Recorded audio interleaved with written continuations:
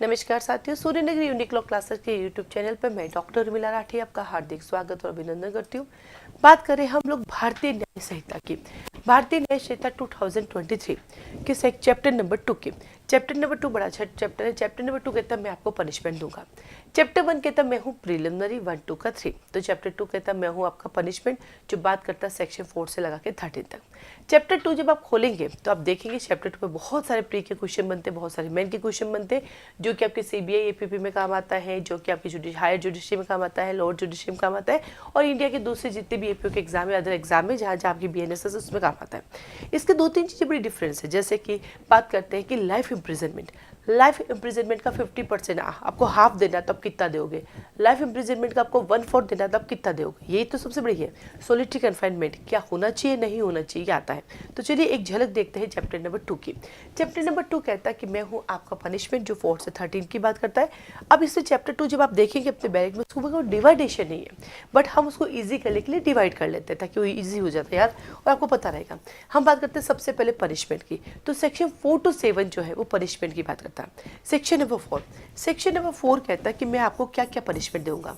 Section 4 कहता है कि मैं आपको डेथ सेंटेंस दूंगा, मैं आपको लाइफ इम्प्रिजनमेंट दूंगा, मैं आपको इम्प्रिजनमेंट दूंगा, मैं आपको जो है प्रॉपर्टी का फॉरफीचर करूंगा, मैं फाइन लगाऊंगा, और साथ ही साथ अब आता है कम्युनिटी सर्विसेज। अब आपको कम्युनिटी सर्विसेज के लिए भी जो है आपको पनिशमेंट दी जाएगी। सवाल ये आता है कि यहाँ पे देखिए सेक्शन 4 निकालेंगे तो यहाँ पे लिखी हुई कम्युनिटी सर्विसेज, पर कम्युनिटी सर्विसेज यहाँ पे डिफाइन ही नहीं है।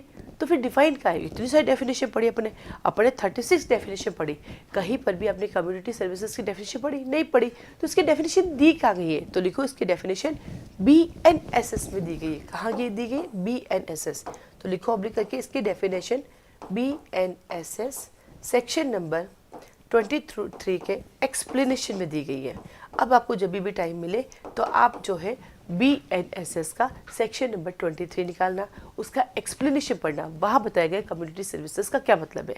तो हमारे यहाँ पे कितनी पनिशमेंट है? 6। तो यही हमारा प्री का क्वेश्चन है, और कई बार एग्जाम में आ चुका। पुराने पेपर उठा के देखना, कई बार आपने देखा है कि पनिशमेंट कितने प्रकार की होती है? 6 प्रकार की। पहला हमारा डेथ, दूसरा लाइफ। देखो डेथ का मतलब जब तक आपको फांसी न लग जाए तब तक उसको कहते हैं डेथ। लाइफ इम्प्रिजनमेंट का मतलब टिल डेथ है, लेकिन समय के साथ चीज़ें बदलती है। हम कई जगह पढ़ेंगे लाइफ इम्प्रिजनमेंट जो है 14 ईयर्स पे कंप्लीट हो जाती है। हम कई बार देखते हैं कि लाइफ इम्प्रिजनमेंट 7 ईयर्स पे कंप्लीट हो जाती है। तो इसके पीछे रीज़न क्या है? हम कई बार देखते हैं लाइफ इम्प्रिजनमेंट मतलब 20 ईयर्स होता है। इसके पीछे क्या लॉजिक है? तो जब भी हम बात करते हैं लाइफ इम्प्रिजनमेंट की, और ये जो LI है आपकी, इस LI के 3 कॉन्सिक्वेंस है। पहला आता है टिल डेथ। पहला आता है आपके पास टिल डेथ, जब तक जियोगे जेल में रहोगे। सेकेंड आता है कि जब आप कभी लाइफ इम्प्रिजनमेंट को कमिट करते हैं, कम करते हैं, तो आप उसको कितना कर सकते हैं? 14 ईयर्स तक कर सकते हैं। इसलिए कई बार लोग कहते हैं लाइफ का मतलब 14 ईयर्स है, लेकिन नहीं। जब भी आपको लाइफ इम्प्रिजनमेंट का लघुकरण करना है, कम करना है, तो 14 साल कर सकते हैं। और फिर आता है 20 ईयर्स। लाइफ इम्प्रिजनमेंट 20 ईयर्स क्यों हो जाता है? क्योंकि जब कभी भी लाइफ इम्प्रिजनमेंट को BNS के सेक्शन नंबर 62 में ऐसा कोई ऑफेंस कमिट होता है जिसमें आपको हाफ पनिशमेंट देनी होती है, तो वहाँ पर लाइफ इम्प्रिजनमेंट को कैसे हाफ करोगे? कोई कुंडली थोड़ी दिखाएंगे ऑफेंडर की। तो वहाँ पे लाइफ इम्प्रिजनमेंट को 20 ईयर्स डीम्ड किया जाएगा, तो उसका हाफ हो जाएगा 10, इसलिए 20 है। ठीक वैसे NDPS एक्ट, वहाँ पे लाइफ इम्प्रिजनमेंट को हाफ करना है। यानी जिस किसी भी ऑफेंस पे लिखा आता है कि आपने ऑफेंस का अटेम्प्ट किया है, उस ऑफेंस के अटेम्प्ट के लिए आपको हाफ पनिशमेंट मिलती है। तो अगर 3 साल है तो आपको 18 महीने मिल जाएगी, 5 साल है तो 2.5 साल मिल जाएगी, 10 साल है तो 5 साल मिल जाएगी। लेकिन लाइफ इम्प्रिजनमेंट तो टिल डेथ होती है। तो जब टिल डेथ होती है तो उसको हाफ कैसे करोगे? तो ऐसे केसेस में सेक्शन नंबर 6 ऑफ BNS कहता है कि लाइफ इम्प्रिजनमेंट को वहाँ 20 ईयर्स डीम्ड किया जाएगा। सो लाइफ इम्प्रिजनमेंट के 3 कॉन्सिक्वेंस होते हैं। फिर आता है आपके पास सेक्शन नंबर 4 कहता है कि डेथ का मतलब डेथ होता है। तो आइए इस पर कुछ केसेस देखते हैं। पहला केस लिखेंगे सेक्शन नंबर 4 के साथ, lucky versus state of Rajasthan. Section number 4 के साथ पहला केस लिखेंगे lucky versus state of Rajasthan. Lucky versus state of Rajasthan 1996 Rajasthan high court. Lucky versus state of Rajasthan 1996 Rajasthan high court. इस केस में कहा गया है कि लाइफ इम्प्रिजनमेंट का मतलब होता है जब तक जिएंगे तब तक आपको जेल में ही रहना है, यानी जब तक कि आपकी डेथ नहीं हो जाती आप जेल में। तो देखो life imprison means till death. Till death मतलब जब तक आप जीवित हैं आप जेल में ही रहेंगे, उससे पहले आप बाहर आ ही नहीं सकते।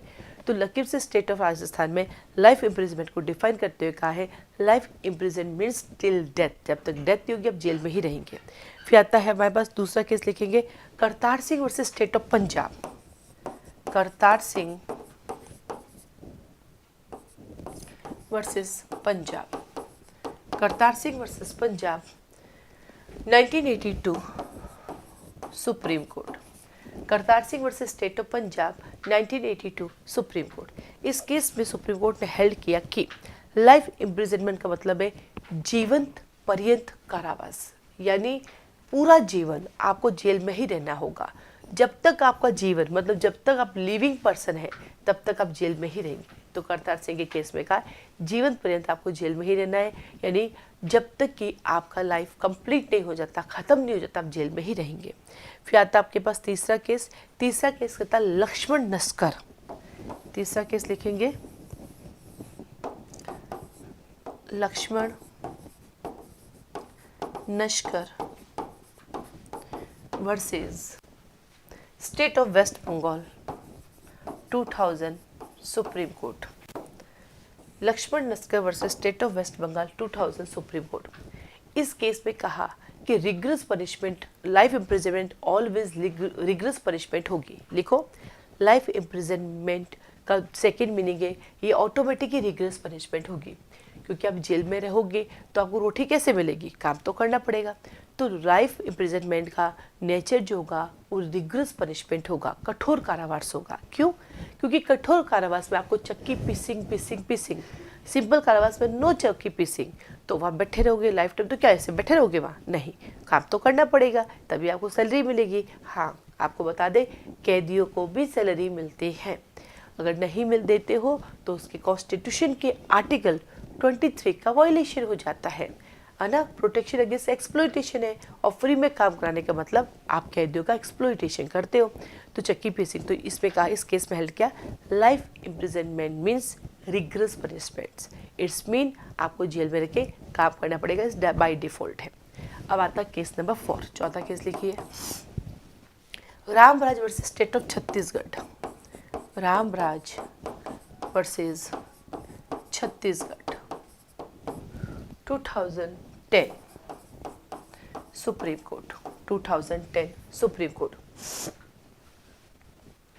इस केस में सुप्रीम कोर्ट ने कहा कि यदि आप किसी को लाइफ इम्प्रिजनमेंट देते हो तो उस लाइफ इम्प्रिजनमेंट में उसको आप कम्यूट करते हो, माफ़ करते हो। भाई जैसे लाइफ इम्प्रिजनमेंट का लघुकरण कर सकते हैं, माफ़ी दी जा सकती है। तो सुप्रीम कोर्ट ने कहा माफ़ी देनी दे सकते हैं, कोई बात नहीं, लेकिन वो माफ़ी दो तो भी 14 साल तो उसको जेल में रखना ही रखना।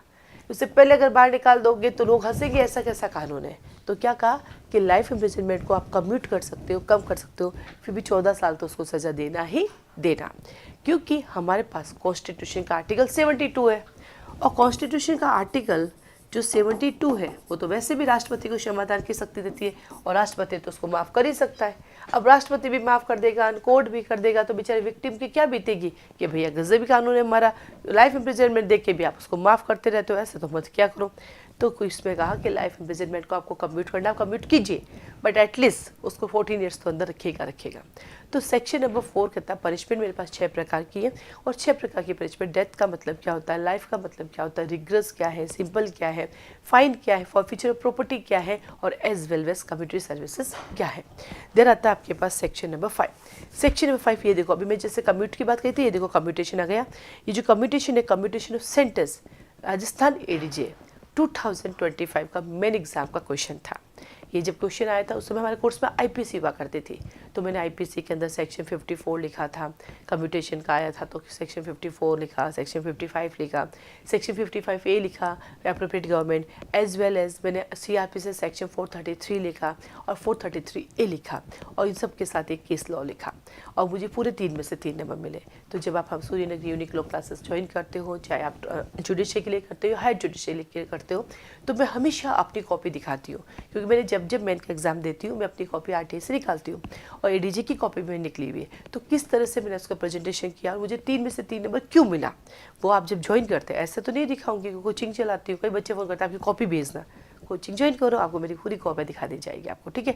तो आप जब कोचिंग ज्वाइन करते हो तो आपको बाकायदा कॉपी दिखाई जाएगी कि देखो ये प्रेजेंटेशन फॉलो करते हो तो 3 में से 3 मिलता है, और अगर इस तरह से प्रेजेंटेशन फॉलो नहीं की तो 3 में से 0 मिलता है, क्योंकि मुझे 0 भी मिला हुआ है। ऐसा तो है नहीं कि मुझे सब में हमेशा 3 में से 3 मिला, अगर हमेशा पूरा 3 में से 3 तो 100 में से 100 नंबर आने चाहिए। लेकिन हाँ ये है कि जो नंबर दूसरों के आते हैं उससे कहीं ज़्यादा मेरे नंबर आए हुए हैं। तो सूर्यनगरी यूनिक लॉ क्लासेस एक क्लासेस है जहाँ जुडिशरी हाई जुडिशरी की तैयारी करते हैं, इंडिया की किसी भी स्टेट की जुडिशरी हाई जुडिशरी लॉ। यहाँ पे 3 तरह की कराते हैं, मेजर एक्ट भी कराते हैं, माइनर एक्ट भी करवाते हैं, लोकल एक्ट भी कराते हैं। जैसे मान लीजिए यूपी है तो यूपी में 6 यूपी लोकल एक्ट है वो भी कराते हैं, छत्तीसगढ़ है तो छत्तीसगढ़ के लोकल एक्ट कराते हैं, एमपी तो एमपी के लोकल एक्ट कराते हैं, वेस्ट बंगाल है तो वेस्ट बंगाल के लोकल एक्ट, आंध्र प्रदेश है तो आंध्र प्रदेश के लोकल एक्ट कराते हैं। तो हमारे यहाँ पे major act minor and local तीनों को कवर किया जाता है। तो Suryanagari unique law classes Rajasthan Jodhpur में बेस्ड है, तो आप राजस्थान जोधपुर में आगे कर सकते हैं, जहाँ हमारा कोचिंग है उसके आसपास बहुत सारे हॉस्टल्स है, आप आराम से रह सकते हैं, लड़कों के लिए लड़कियों के लिए। मेरा हॉस्टल नहीं है बट आसपास में बहुत हॉस्पिटल है, आप वॉकिंग डिस्टेंस पे क्लास आ सकते हैं। आप ऑनलाइन लाइव क्लासेस ले सकते हैं, हमारी जूम पर लाइव क्लासेस चलती है, एज वेल एज आप रिकॉर्डिंग ले सकते हैं। लेकिन हाँ आप जोधपुर आके पढ़ लीजिए, आप घर बैठ के पढ़ लीजिए या ओनली रिकॉर्डिंग लीजिए, तीनों की फीस स्ट्रक्चर सेम है, क्योंकि तीनों में पढ़ाने का फीस सेम है। हमारे जिस समय ऑफलाइन चलती है उसी समय रिकॉर्डिंग होती है, क्लास ऑफलाइन ऑनलाइन चलती है, और जो बच्चा ऑफलाइन भी आएगा तो भी रिकॉर्डिंग मिलेगी, जो बच्चा ऑनलाइन लाइव बैठेगा तब भी रिकॉर्डिंग मिलेगी, और जो सिर्फ रिकॉर्डिंग लेता है तब भी उसको रिकॉर्डिंग मिलेगी। तो 3 वे में चलती है। हम लोगों के मेन के क्वेश्चन एज साथ साथ ही क्लास के ड्यूरिंग ही करवा दिए जाते हैं, और उसके बाद जब वो कोर्स का कंप्लीट होता है तो लास्ट वीक पेपर भी दिया जाता है। तो डे बाई डे अगर आप मेन का क्वेश्चन लिखते हैं तो जैसे स्कूल में आप first test second test half yearly exam देते थे तो आपको चीज़ें याद क्यों होती थी, क्योंकि आपकी नोटबुक होती थी जिससे मैडम आपको क्वेश्चन आंसर कराती थी। ठीक वैसे हमारे क्वेश्चन आंसर होते हैं, और वैसे साथ ही साथ हमारे प्री ऑब्जेक्टिव टेस्ट भी होते हैं। हमारे माने का आप मेन की तैयारी करोगे ना प्री खुद ही निकल जाएगा, आप प्री की तैयारी करोगे तो प्री भी नहीं निकलेगा, क्योंकि प्री में सिर्फ रीडिंग करनी होती है, रटना तो होता नहीं। मेन में रटोगे तो ये चीज़ें आपको याद आ जाएगी।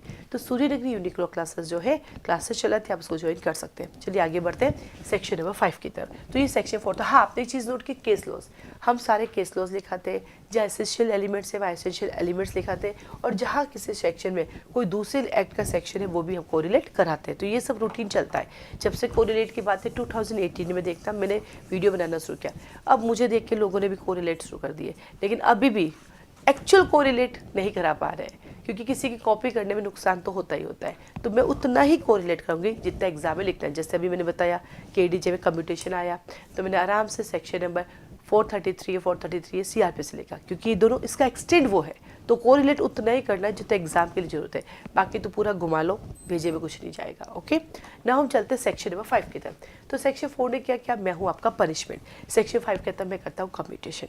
कम्यूटेशन करने के लिए हमारे पास होती है एप्रोप्रिएट गवर्नमेंट। कौन होती है एप्रोप्रिएट गवर्नमेंट? एप्रोप्रिएट गवर्नमेंट कौन? यदि सेंट्रल का मुद्दा है तो सेंट्रल गवर्नमेंट, और यदि स्टेट का मुद्दा है तो स्टेट गवर्नमेंट। ये हमारी एप्रोप्रिएट गवर्नमेंट है। सेम ऐसा का ऐसा हमें कहाँ पढ़ने को मिलेगा? BNSS में। सेक्शन नंबर लिखेंगे 473। तो सेक्शन नंबर 5 के साथ लिखिए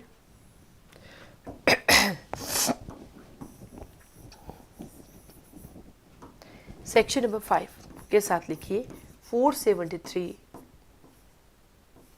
सबसेक्शन 7। 473 सबसेक्शन, एक मिनट है ना, 473 BNSS के 473 सबसेक्शन 7 में जाइएगा तो वहाँ पे भी आपको एप्रोप्रिएट गवर्नमेंट दिया गया है, और वो भी ये कहता है, यानी अगर मैं ऐसा कहूँ कि सेक्शन जो 5 है, इस सेक्शन 5 का जो प्रोसीजर है वो कहाँ दिया हुआ है, क्योंकि ये सब्सटेंटिव लॉ है और इसका प्रोसीजर कहाँ है? BNSS में है। तो इसका प्रोसीजर BNSS के सेक्शन 473 सबसेक्शन 7 में दिया गया। ठीक वैसे सेक्शन 5 की नेचर और कहाँ पढ़ने को मिलती है, तो ऑब्लिक करके लिखिए सेक्शन 5 की नेचर कॉन्स्टिट्यूशन के आर्टिकल 72 में मिलती है। और कहाँ मिलती है? आर्टिकल 161 में मिलती है। वो सब किसकी बात करता है? ये है कम्यूटेशन की। वहाँ जाके देखना वो भी किसकी बात करता है? वो भी कम्यूटेशन की बात करता है। वो एडिशनल पावर है, किसकी पावर है? वो एडिशनल पावर है आपके प्रेसिडेंट की, वो एडिशनल पावर है आपके गवर्नर की। और ये पावर कम्यूटेशन की किसकी पावर है? ये कोर्ट की पावर है। देर आता है आपके पास सेक्शन नंबर 6, यह है आपका फ्रिक्शन, जिसकी भी मैंने बात की ना कि लाइफ इम्प्रिजनमेंट को आप 20 ईयर्स काउंट करेंगे। क्यों? तो बताती हूँ। तो सेक्शन नंबर 6 कहता है मैं हूँ फ्रैक्शन। यहाँ पे आप LR, लाइफ इम्प्रिजनमेंट को LR कहते हैं, LR को आप 20 ईयर्स काउंट कीजिए for the purpose of section number 8 subsection number 3। Section number 62 किसकी बात करते हैं? BNS की। BNS के सेक्शन नंबर 8 सबसेक्शन 3 कहता है कि जब कभी भी आप कोई ऑफेंस करेंगे जिसमें आपका फाइन भी इम्पोज होगा और अगर फाइन देने में डिफॉल्ट करोगे तो उस पनिशमेंट का आपको 1/4 दिया जाएगा। तो आप लाइफ इम्प्रिजनमेंट का 1/4 कैसे काउंट करोगे? तो लाइफ इम्प्रिजनमेंट का 1/4 आपका काउंट किया जाएगा for the purpose of section 6 20 years मान के। ठीक वैसे ही हमारा कहता है सेक्शन नंबर 62 कि जब कभी भी आप ऐसा कोई ऑफेंस करोगे, किसी ऑफेंस का अटेम्प्ट करोगे तो उसकी आधी मिलेगी। तो जहाँ अटेम्प्ट अपने लाइफ इम्प्रिजनमेंट का ऑफेंस का क्या, उसका आधा कैसे करोगे? तो उसके लिए कहता है कि आप उसको 20 मान लीजिए। 20 मानोगे तो उसका आधा भी आप कर पाओगे। देन आता है सेक्शन नंबर 7। सेक्शन 7 कहता है कि जब भी आपको पनिशमेंट दिया जाता है उस पनिशमेंट की नेचर कैसी होगी? Nature in the sense punishment दिया, पनिशमेंट में आपको इम्प्रिजनमेंट मिला। अब पता आपको इम्प्रिजनमेंट भी कितने प्रकार के होते हैं? इम्प्रिजनमेंट 3 प्रकार के होते हैं। एक होता है लाइफ इम्प्रिजनमेंट, एक होता है रिग्रेस इम्प्रिजनमेंट और एक होता है सिंपल। जब लाइफ दोगे तो मैटर ही खत्म हो गया, चलो लाइफ मिल गया। लेकिन अब ओनली इम्प्रिजनमेंट दोगे तो कैसे काम चलेगा? तो ओनली इम्प्रिजनमेंट के अंदर आपको सिंपल मिलेगा या रिग्रेस मिलेगा। तो सेक्शन 7 समझाता है कि वो सिंपल होगा या फिर वो रिग्रेस होगा। ये कौन समझाता है? सेक्शन 7। तो 4 कहता है पनिशमेंट, 5 कहता है आपका कम्यूटेशन, 6 कहता है आपका फ्रिक्शंस और 7 कहता है नेचर ऑफ द पनिशमेंट। और सेक्शन 7 जो है ऐसे ADG प्री में भी आया था। उसके बाद चलते हैं सेक्शन नंबर 8। इतना बढ़िया सेक्शन हुआ करता था सेक्शन 8 जो हमारा IPC का 63, 64, 65, 66, 67, 68, 69 हुआ करता था। वो सब 70 सब गायब हो गया। अब वो जो भी था 63 से 70 वो सब सेक्शन में आ गए। बस यही चेंज हुआ हमारा IPC से BNS में। जो IPC थी वो BNS बन गई और जो सेक्शंस थे वो हमारे सब सेक्शंस बन गए। बाकी नथिंग चेंज। ठीक है, अब आप जब सेक्शन 8 पे जाएंगे तो आपको सब सेक्शंस रखने पड़ेंगे। सब सेक्शन 1 कहता है हमारा फाइन अनलिमिटेड हो सकता है बट क्या बोलते हैं एक्सेसिव नहीं हो सकता है। क्यों नहीं हो सकता है? इसके पीछे रीज़न क्या है? क्योंकि इंडिया में कभी आपने सुना 50,000 करोड़ का फाइन लगाए जाते हैं? नहीं, इंडिया वाले कहते हैं 50,000 करोड़ हम कमाते हैं, फाइन नहीं लगाते। फाइन तो हम नॉर्मली लगाते हैं। तो इसलिए बोला अनलिमिटेड बट नॉट एक्सेसिव। ऐसा क्यों बोला? इसकी ज़रूरत क्यों पड़ी? क्यों ऐसा आया? कहाँ ज़रूरत पड़ी? भैया हाई कोर्ट कुछ भी दे सकता है, सेशन कोर्ट दे सकता है सजा, एडिशनल सेशन कोर्ट दे सकता है, CJM दे सकता है, फर्स्ट क्लास दे सकता है और सेकंड क्लास। तो फिर सेक्शन की जरूरत क्यों पड़ी? आइए मैं बताती हूँ इस सेक्शन के पीछे क्या कार्य थी। सबसेक्शन 1 कहता है कि जब आप BNSS पढ़ोगे तो वह आपको सेक्शन 22 मिलेगा, उसका सबसेक्शन 1 और 2 मिलेगा। आपको सेक्शन नंबर 23 मिलेगा, उसका सबसेक्शन 1 मिलेगा। जब आप इतना जाके पढ़ोगे, क्योंकि 23 सबसेक्शन 2 कहता है कि फर्स्ट क्लास मजिस्ट्रेट 50,000 का फाइन दे सकता है, सबसेक्शन 3 कहता है कि सेकंड क्लास मजिस्ट्रेट 10,000 दे सकता है। लेकिन high court, session court, additional session court और आपका CJM इनके लिए तो कोई सेक्शन ही प्रिस्क्राइब नहीं है। तो भाई ये लोग सजा कितनी देंगे? फिर तो ये मनमानी कर सकते हैं फाइन के लिए। तब वहाँ पर जब भी आप पढ़ेंगे 22 subsection 1 2 high court, session court, additional session court और 23 1 CJM इनके लिए फाइन दे सकते हैं। पर वो फाइन कितना होगा? Red with section number 8 subsection number 1 वो अनलिमिटेड हो सकता है but not excessive. Unlimited but not excessive. अभी तक जितने भी सेक्शन मैंने आपको बताए सारे प्री के क्वेश्चन है। और सेक्शन नंबर 50 जो सेक्शन 5 था वो प्री प्लस मेन है, जहाँ आपको सेक्शन 5 भी लिखना है एज वेल एज आपको BNSS का सेक्शन 473 और 474 भी लिखना है। तो सूर्य की यूनिक लॉ क्लासेस के फाउंडेशन बैच चलते हैं जिसमें हम इसको पूरा डिटेल स्टडी कराते हैं, पूरा बैक रीड कराते हैं और बाकी चीज़ें ऐड कराते हैं। तो अधिक जानकारी के लिए आप हमारे फाउंडेशन बैच ज्वाइन कर सकते हैं। आप सबको ऑल द बेस्ट। आज के लिए धन्यवाद।